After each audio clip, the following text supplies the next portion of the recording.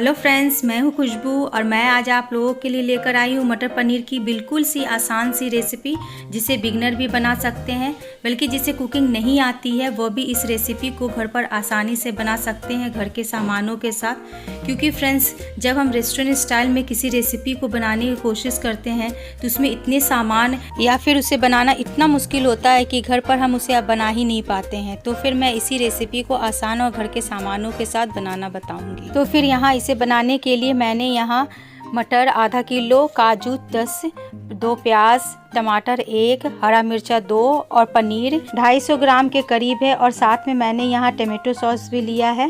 Friends, यहाँ मैंने मटर पहले से छील कर ले लिया है, फ्रेश मटर लिया है। अब इसकी चॉपिंग कर लेंगे। यहाँ मैंने प्याज, टमाटर और हरा मिर्च की चॉपिंग कर ली है, रफ चॉप ही किया है।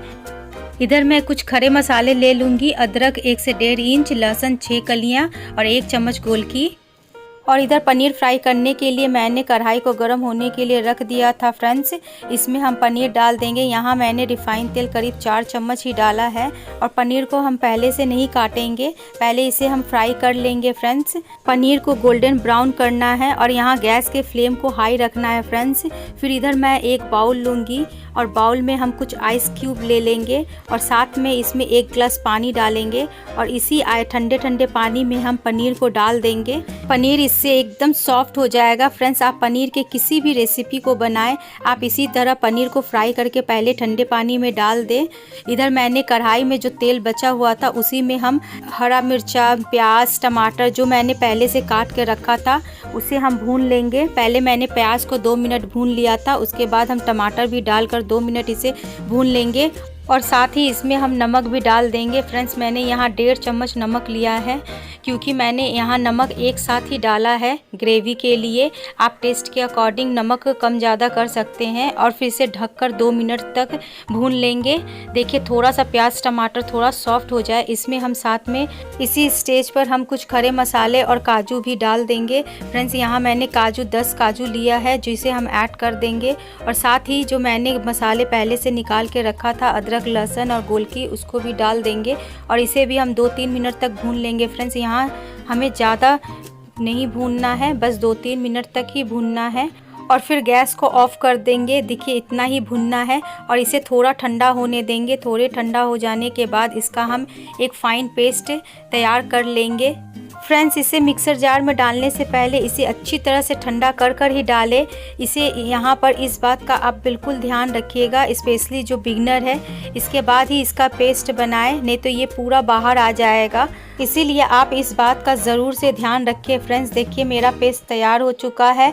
मैंने इसे एक बाउल में डाल लिया है और फिर एक मिक्सर जार में हम एक टमाटो को भी पीस लेंगे। फ्रेंड्स, क्योंकि यहाँ मैंने पहले ही कहा था कि हमें घर के ही सामानों से इस रेसिपी को तैयार करना है, इसीलिए यहाँ मुझे टमाटो प्यूरी की ज़रूरत थी। लेकिन मैं घर के ही सामानों से यानी कि टमाटो को पीस कर इसकी एक प्यूरी तैयार कर लूँगी।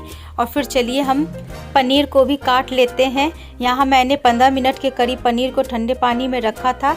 अब इसे मैं एक प्लेट में निकाल लूँगी और फिर इसके हम क्यूब साइजेस काट लेंगे। देखिए फ्रेंड्स, आप देख सकते हैं कि पनीर कितना सॉफ्ट हो चुका है।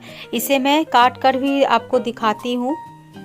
फ्रेंड्स, आप किसी भी पनीर की रेसिपी को बनाएं, आप पनीर को फ्राई कर कर एक बार इस तरह से पानी में ज़रूर डाल दें, ठंडे पानी में। इससे पनीर सॉफ्ट बनता है।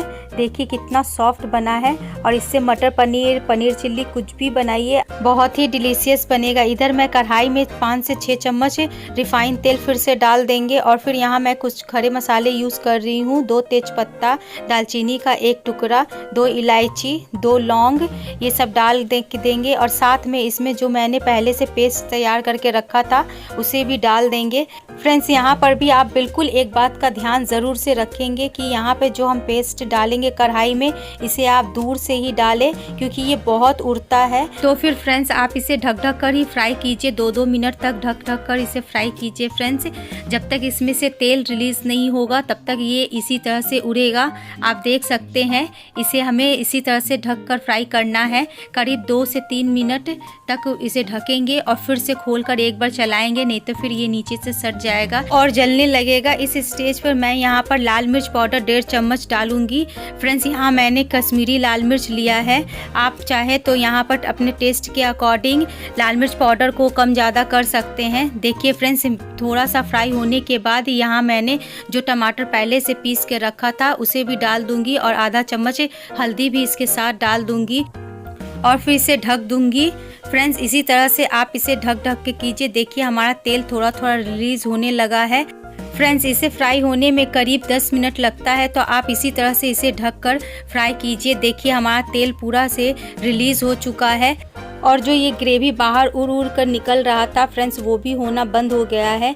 देखिए इतना हमें फ्राई करना है। अब इस स्टेज पर इसमें हमें टमाटो सॉस डाल देना है। यहाँ मैं टमाटो सॉस 2 चम्मच के करीब ले रही हूँ। फ्रेंड्स, यहाँ आप टमाटो सॉस से मिर्च के हिसाब से डालें।